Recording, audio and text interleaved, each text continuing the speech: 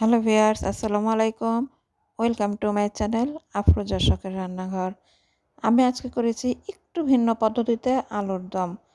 আমরা সবাই একইভাবে আলুর দম করে থাকি, আলু সেদ্ধ করে নিয়ে। তো আমি আজকে আমার মতো করে একটু ভিন্নভাবে রান্নাটা করেছি। তো চলুন ভিউয়ার্স, দেখে নেওয়া যাক এই আলুর দমটা আমি কিভাবে করেছি। চুলায় কড়াই দিয়ে দিয়েছি আমি পরিমাণ মতন তেল। ভিউয়ার্স, এখানে আমি দিয়ে দিলাম আলুগুলো।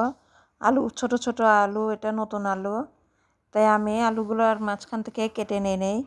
এই আলুটা আমি হলুদের গুঁড়া, মরিচের গুঁড়া আর লবণ দিয়ে মাখিয়ে রেখে হালকা ভেজে নেব। দেখতেই পাচ্ছেন আলুটা হালকা ভাজা হয়ে গিয়েছে।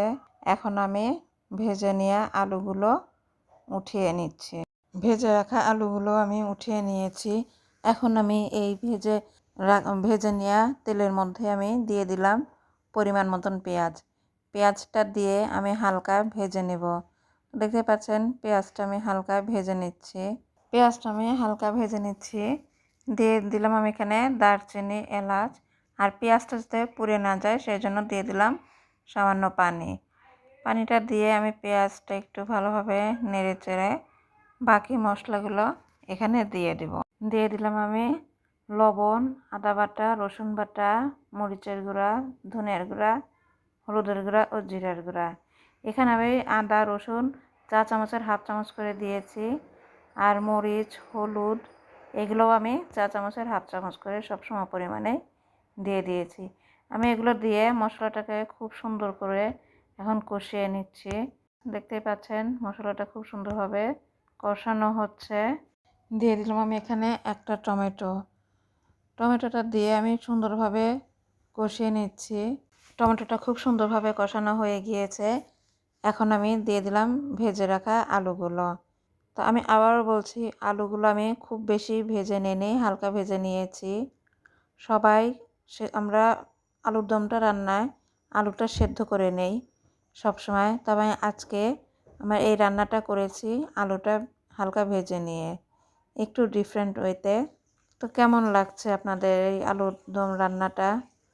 অবশ্যই লাইক, কমেন্ট ও শেয়ার করবেন। আমি এভাবে আলুটা বেশ কিছুক্ষণ কষিয়ে নেব, আপাতত কোনো পানি ব্যবহার করছি না। তো দেখতেই পাচ্ছেন আলুগুলো কষানো হচ্ছে।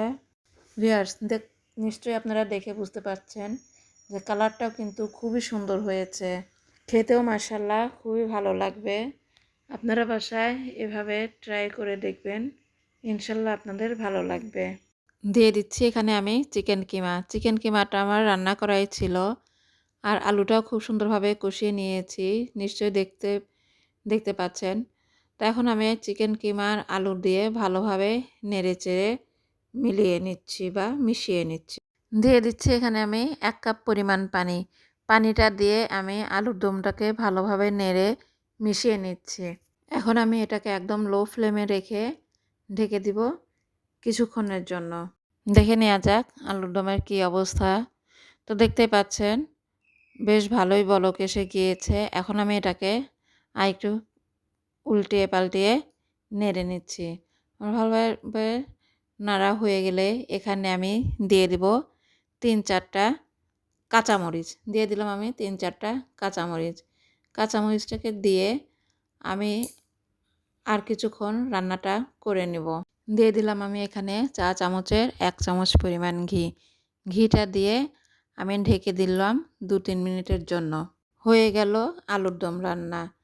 আমি ঘিটা দিয়ে আলুটা যখন একটু মাখো মাখো হয়ে গিয়েছে তখন আমি এটাকে নামিয়ে নিয়েছি। আপনারা নিশ্চয়ই দেখে বুঝতে পারছেন। তো কেমন লাগলো আলুর দম রান্নাটা? আপনারা অবশ্যই লাইক, কমেন্ট এবং শেয়ার করবেন। আর আমার চ্যানেলে নতুন হয়ে থাকলে প্লিজ সাবস্ক্রাইব করে দেবেন। ধন্যবাদ।